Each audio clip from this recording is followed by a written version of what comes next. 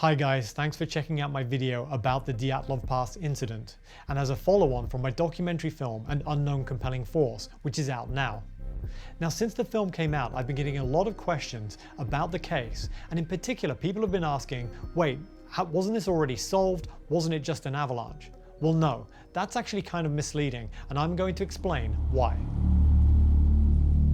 The Dyatlov Pass Incident is the story of the death of 9 student hikers in the Ural mountains.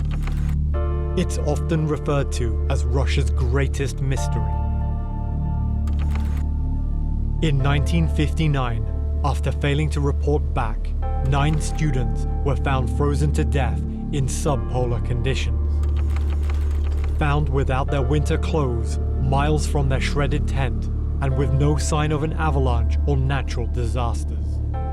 Yet somehow they suffered injuries that crushed their bodies, and horrifically for some, their tongues and eyeballs were missing. Today, there are 2 sides to this case. What was reported by the official investigators at the time, and then there's the years of conspiracy theories, of Soviet government cover-ups, and military tests.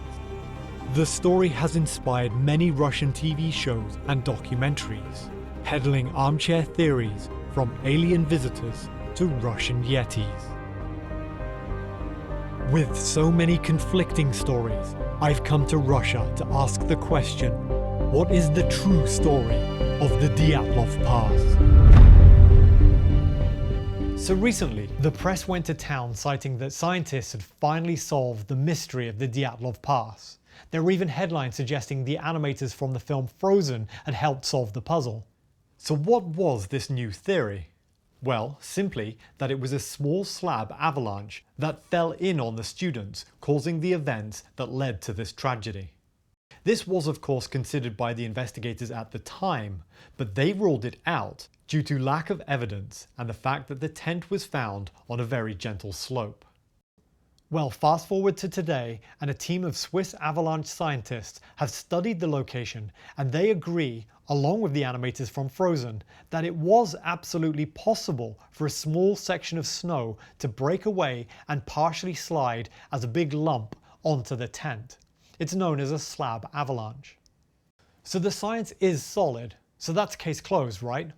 Well, no. You see, the big problem with this theory is that the hikers were not found in the tent. They were found nearly a mile away.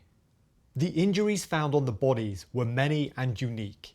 In particular, 2 members had massive upper chest fractures. This crushing blow was so strong that one girl's ribs had even punctured her heart. It was apparent to the experts at the time, and to the experts I've spoken to, that there's no way these 2 people could have walked anywhere with those terrible injuries. Yet the search teams at the time clearly saw the hikers' footprints all walking side by side down the hill. So despite the credible science behind a slab avalanche theory, it's highly unlikely that the group was injured at the tent. And let's remember, if a small slab avalanche did come down and partially cover the tent, why did these 9 hikers travel for nearly a mile away from the tent in the freezing conditions of the night without their winter clothes or boots? All 9 of these experienced hikers chose to leave behind everything they needed to stay alive. So for the slab avalanche theory to hold up, we know the injuries didn't occur at the tent, so now we need a second freak natural event to explain the injuries. The theory goes, the hikers, having walked for nearly an hour down the hill, some of the group started a fire from which 2 of the members suffered quite horrible burns, and 4 of the team separated and tried to take shelter in a drifted area of snow. The avalanche theory then suggests that unknown to those 4 hikers, they were above a ravine which collapsed and snow fell in on them, causing the injuries to this group, including the large chest fractures. Okay, so now we have 2 freak but naturally occurring events that could explain the injuries, but there's still a problem.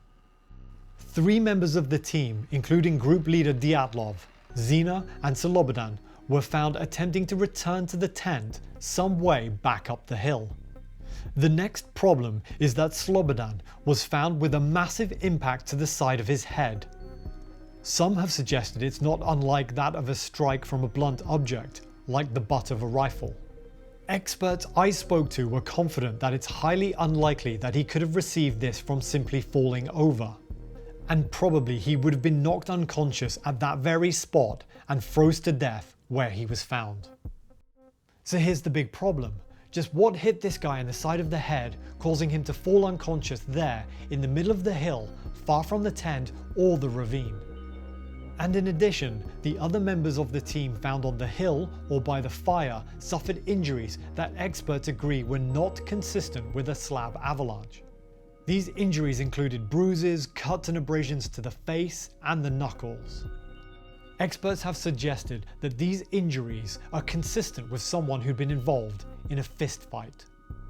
Russia's own premier expert Edward Tumanov, associate professor of the Department of Forensic Medicine of the Russian National Research Medical University, stated his own opinion relating to this avalanche theory in May of this year. He said, "This version explained absolutely nothing to me, especially about the injuries. Forensic experts in forensic research never judge by just one sign. All damages must be taken into account in their totality and in relation to the circumstances of the place of death. Only 2 of them have injuries possible with an avalanche.